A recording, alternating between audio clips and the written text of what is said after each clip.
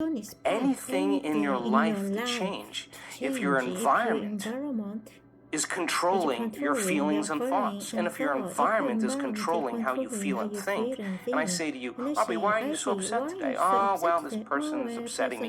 What you're really saying is that person is controlling your feelings and your thoughts, and that means you're a victim to your environment. So to turn that around and you start realizing your feelings and thoughts create your environment. And you start seeing the effects of you at cause, you're going to react less to the people in your life because you're going to understand that you'll be back to the victim consciousness. And when you start seeing that you're creating outcomes in your life, you're going to believe more that you're the creator of your life and less the victim of your life. And I say, the more you practice it, the better you get at it. If at some point in your past you were shocked, betrayed, or traumatized by an event with a high emotional charge that has left you feeling pain or sadness or fear, chances are that experience has been branded into your biology in numerous ways. It's also possible that the genes that were activated by this experience might keep your body from healing. So in order for you to change your body into a new genetic expression, the inner emotion you create has to be greater than the emotion from that past outer experience. The energy of your empowerment or the amplitude of your inspiration must be greater than your pain or sadness. Now you're changing the inner environment of the body, which is the outer environment of the cell. The genes for health can be upregulated while the genes for disease can be downregulated. The more profound the emotion, the louder you're knocking on your genetic door, and the more you're going to signal those genes to change the structure and function of your body. That's how it works.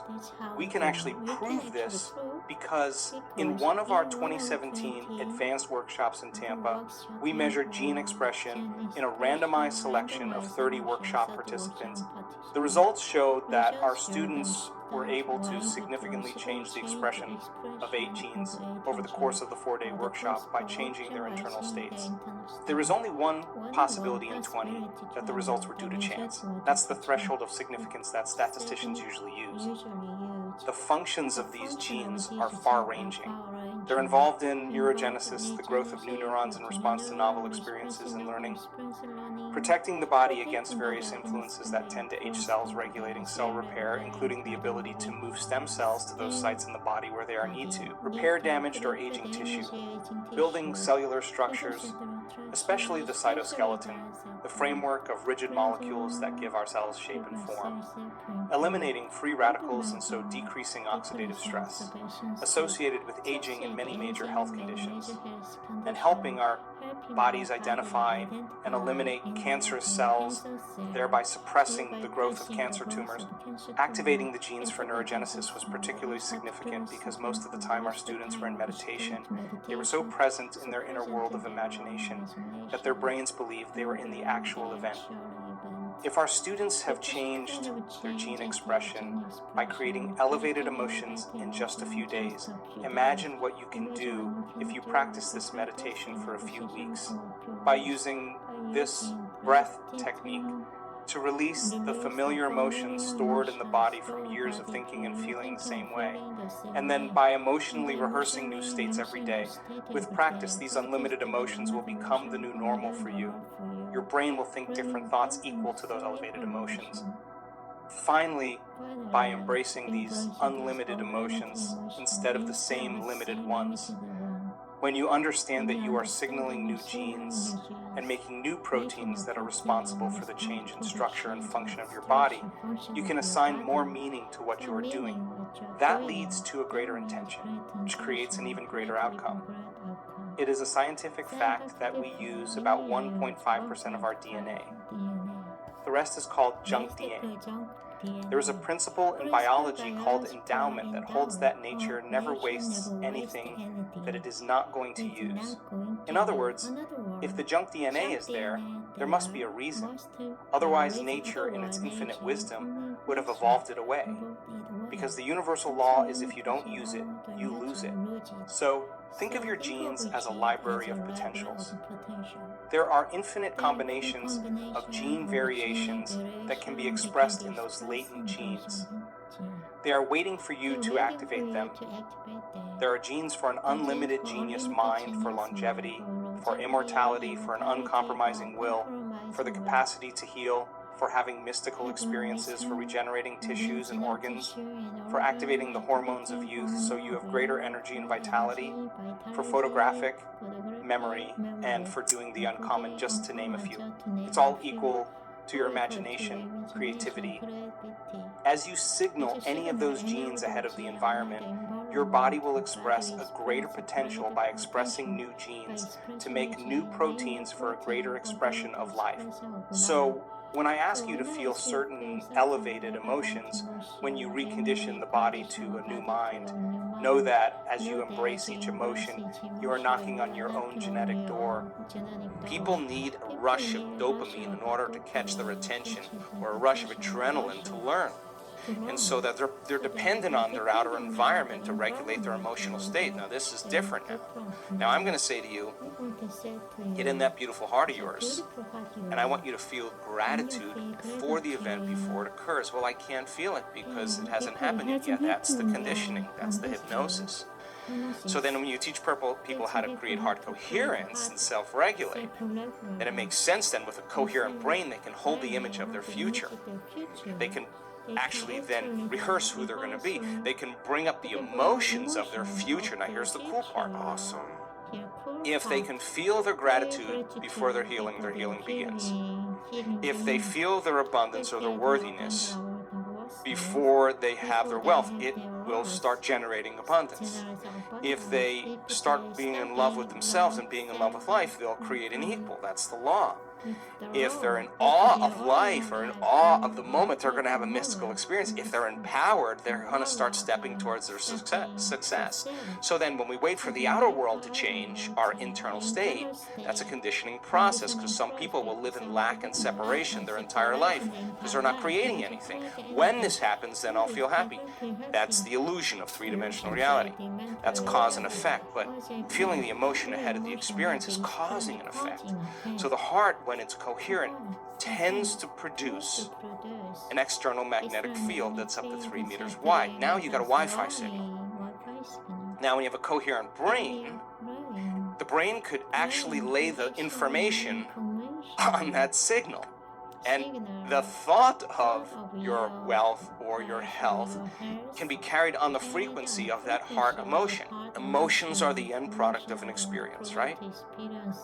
Epigenetics says it's the environment that signals the gene. If the environment signals the gene and the end product of an experience in the environment is an emotion, that person's signaling genes ahead of the environment. And now they're biologically believing, behaving, and actually becoming that person. So if the person sustains that state, and we look at novice meditators that come for a week, and 90% of them, and the metabolites, not just a few, the majority of the metabolites and novice meditators suggest that their body's in a different life. Our routine known thoughts and feelings perpetuate the same state of being, which creates the same behaviors and creates the same reality. So if we want to change some aspect of our reality, we have to think, feel, and act in new ways. We have to be different in terms of our responses to experiences. We have to become someone else. We have to create a new state of mind. We need to observe a new outcome with that new mind. From a quantum standpoint, we have to create a different state of being as an observer and generate a new electromagnetic signature. When we do, we will match a potential reality in the field that exists only as an electromagnetic potential. Once that match exists between who we are being, what we are broadcasting, and the electromagnetic potential in the field, we will be pulled toward that potential reality, or it will find us. I know that it's frustrating when life seems to produce an endless succession of minor variations on the same negative outcomes. But as long as you stay the same person, as long as your electromagnetic signature remains the same, you can't expect a new outcome. To change your life is to change your energy, to make an elemental change in your mind and emotions. If you want a new outcome, you will have to break the habit of being yourself and reinvent a new self. What do your state of being and a laser have in common? A laser is an example of a very coherent signal. When physicists talk about a coherent signal, they are referring to a signal made up of waves that are in phase their trough slow points and crests, eye points, are parallel. When those waves are coherent, they are much more powerful. Waves in a signal are either aligned or unaligned, coherent or incoherent. The same goes for your thoughts and feelings. How many times have you tried to create something, thinking in your mind that the end result was possible, but feeling in your heart that it wasn't? What was the result of that incoherent signal that you were sending? Why is it that nothing manifested? If your intentions and desires haven't produced consistent results, you've probably been sending an incoherent mixed message into the field. You may want wealth, you may think wealthy thoughts, but if you feel poor, you aren't going to attract financial abundance to yourself. Why not? Because thoughts are the language of the brain, and feelings are the language of the body. You're thinking one way and feeling another way. And when the mind is in opposition to the body or vice versa, the field won't respond in any consistent way. Instead, when mind and body are working together, when our thoughts and feelings are aligned, when we are in a new state of being, then we are sending a coherent signal on the airwaves of the invisible. Now let's fill in another piece of the puzzle. To change our reality, those outcomes that we attract to ourselves have to surprise, even astonish, us in the way in which they come about. We should never be able to predict how our new creations will manifest. They must catch us off guard. These manifestations should leave us with no doubt that our consciousness made contact with the quantum field of intelligence. So we are inspired to do this again. That is the joy of the creative process. Why should you want a quantum surprise? If you can predict an event is nothing new, it's routine, automatic. And you have experienced it many times before. If you can predict it, the same you produce the same familiar outcome. In fact, if you're trying to control how an outcome will occur, you just went Newtonian. Newtonian, classical. Physics was about trying to anticipate and predict events. It was all about cause and effect.